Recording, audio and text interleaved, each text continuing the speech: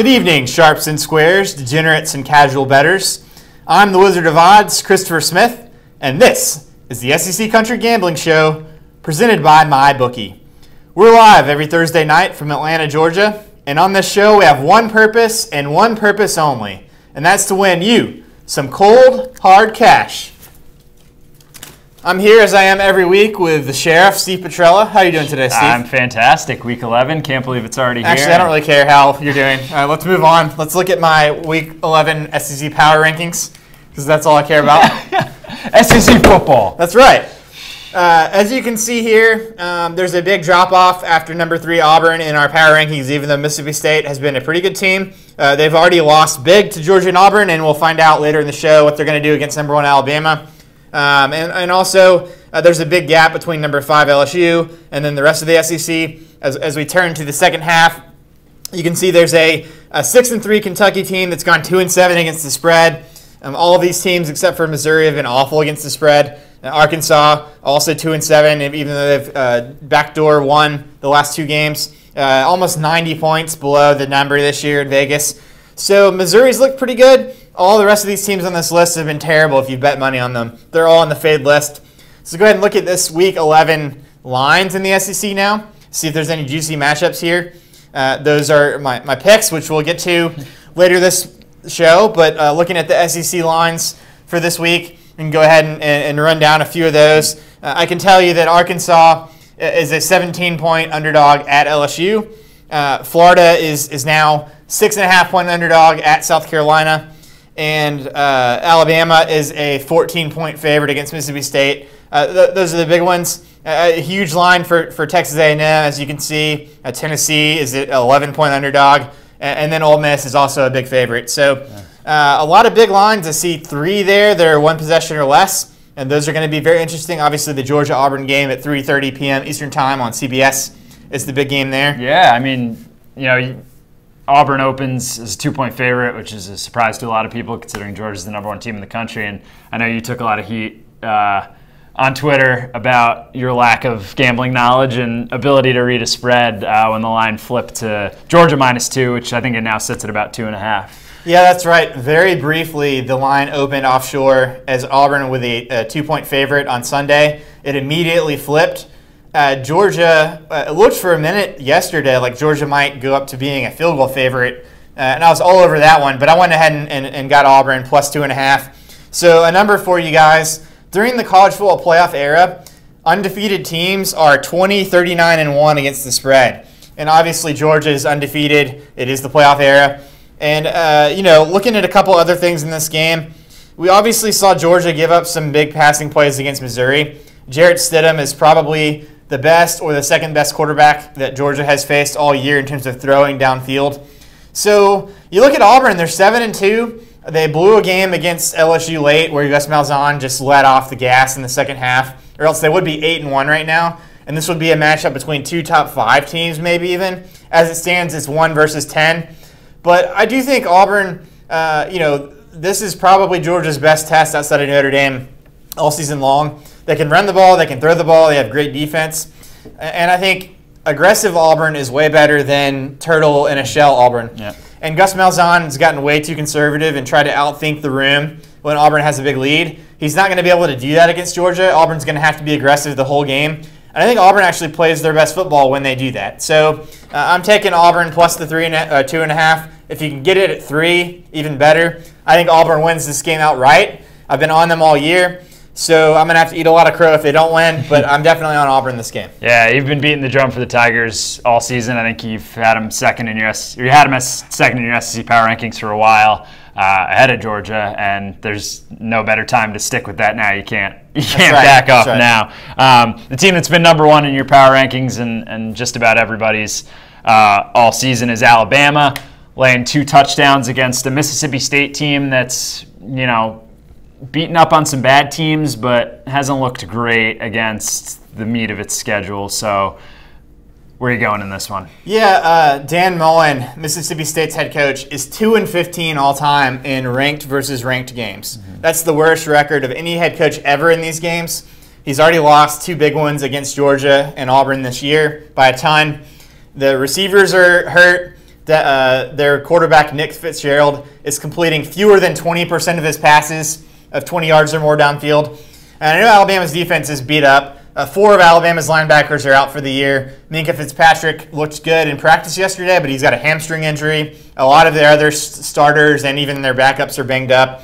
But Alabama knows Mississippi State cannot throw the football against them. They just absolutely cannot do it. So even Alabama's second string, you got like a bunch of 5-star freshman linebackers that are going to have to play in this game. But Nick Fitzgerald, all he can do is run the ball. And so Alabama knows Mississippi State has to run the ball. Mississippi State has scored more than 13 points in a game against Alabama under Dan Mullen once. And it was a 25-20 loss. Dak Prescott's last year when Mississippi State, the last time they were really good, they scored a touchdown with 15 seconds left. That's the only time that Mississippi State's come within 13 of Alabama under Dan Mullen, and it's the only time they scored more than 13 points. So, and that was with Dak Prescott. That was the best Mississippi State team that we've seen under Dan Mullen. So I don't like Mississippi State's chances in this game. The line may go under 14 today or tomorrow. It's starting to shift that direction. If it does, definitely take Alabama. Even at 14, though, this is one of those games. Alabama has played well every game this year after a mediocre game. Colorado State, they played really well after that game. They beat Vanderbilt like 66-0 or whatever it was. I think they had another bad game against Texas A&M. Came out the next week, hammered another team. Ole Miss. And then now LSU was sort of an off game. I think Alabama's going to come out again and give their best shot here. Yeah. So take Alabama minus 14. If you can get it at 13.5, take that as well. Yeah, and I think one angle you mentioned about this game that I really like is Mississippi State has dominated teams with its offensive line, and when you have that advantage, that's a big advantage. But against Alabama, even if the line plays fine, it's just not going to be something they can count on. Yeah, they're going to have to move the ball downfield 4 yards at a time in 12 plays, and you're not going to do that even against an injured Alabama defense. That's a tough thing to count on. So 2 hopefully great games we've talked about so far. A game, man, I don't know if anybody wants to watch it, but you can certainly bet on it.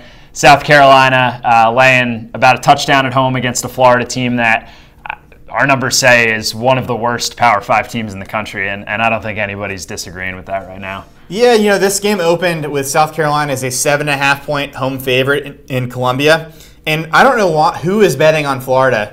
Please connect me with them so I can make bets with them in private, just one-on-one with no vig. I'd be glad to do it. Come forward. But for some reason, this line has moved under 7 today. It's now 6.5 on mybookie.ag, and I love South Carolina at that number.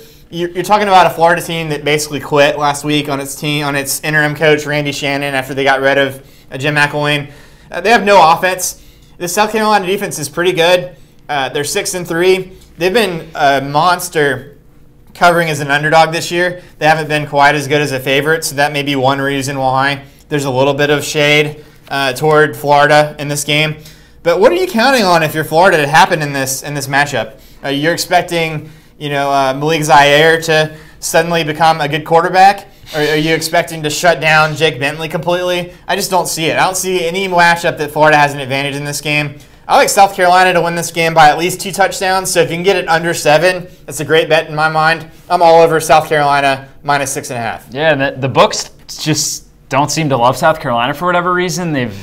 Some of the lines haven't looked quite right based on the results they've had, and they've performed against the spread. That's right. I've made a lot of money betting on South Carolina, and where do you think I've made the money at? Mybookie.ag. That's right, mybookie.ag. And if you use the promo code that we've given you all season, very generously I would add, it's SEC Wizard. And if you go to mybookie.ag and use that code, they will match your deposit up to 100%. So if you put in $1,000, they'll give you a chance at a bonus that's up to $1,000 on top of that. It's free money, basically. Yeah. And I don't know any other place right now in the country you can get free money. Right. And it feels like the season's winding down, but there's so much action to go, so much good action to go. Rivalry week's coming up, the heart of conference play, and then, of course, bowl season's a great time to make some money. So still plenty of time to run to MyBookie and sign up, get that deposit bonus. That's right. Now we're going to look at some of the picks we gave you an early tease of earlier in this program. On the screen here, the graphic of my picks for this week, in case you want to ride with some of my other action. As you can see, I am 35 games over 500. I bet on some MAC games last night, so it's actually gone up to 36 games over 500 for the year. Not to brag or anything. But Outside of the games we've already talked about, I like Notre Dame to end Miami's fake undefeated run. They're not that good of a team. I'm on the UAB bandwagon still, and I do like Tennessee plus 11 against Missouri. I think Missouri's sort of gotten a little bit overrated after their 3 consecutive wins. It's hard to believe Missouri's an 11-point favorite in an SEC game. Especially against Tennessee. Yeah. But there is one guy who has an opinion on that game that's probably better than mine, better than yours, better than yours. I think he is now 6-4 on the season, but he lost the first couple weeks. I think the first 3 weeks. So I think he's feeling out process. 6-1 in the last 7 weeks against the spread. That's hot. Lock of the week coming up right at you. This guy knows his stuff. 3, 2, 1. Lock of the week.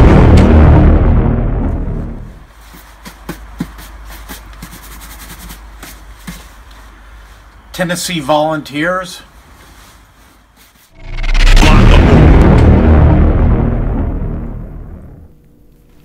There you go. Guys gonna have some shiny shoes. I got to go put more money down on Tennessee plus 11 after this show. Yeah. I mean, obviously the shoe thing is probably a metaphor for Butch Jones. He's got probably a press conference coming up soon, or at least John Curry, the AD, to make some sort of announcement about what's going to happen to Tennessee at the head coaching spot. But for this game at least, Tennessee's going for a 3rd straight cover. Hey. Our lock of the week guy says it's going to happen. Could Butch Jones save his job by covering? Hey, I mean, crazier things have happened. As we let you guys know every week, good teams win and great teams cover. Tennessee has a chance to be a great team with 3 consecutive covers. One quick bonus pick. I like Memphis, whatever the line is, in basketball tomorrow night. Basketball starts tomorrow. It's Friday. Alabama's without its best 2 players, and 3 of their role players are injured. So, take Memphis in the basketball game. We'll get into more basketball picks as we get into basketball season after football season's over. But, of course, this week is Week 11 in the SEC. Take our picks. Go to MyBookie. They've been great all year. 5-0-1 in the games we've analyzed on this show the last 2 weeks. Good luck this weekend. God bless America. Once again, good teams win, great teams cover, and we'll talk to you guys next week.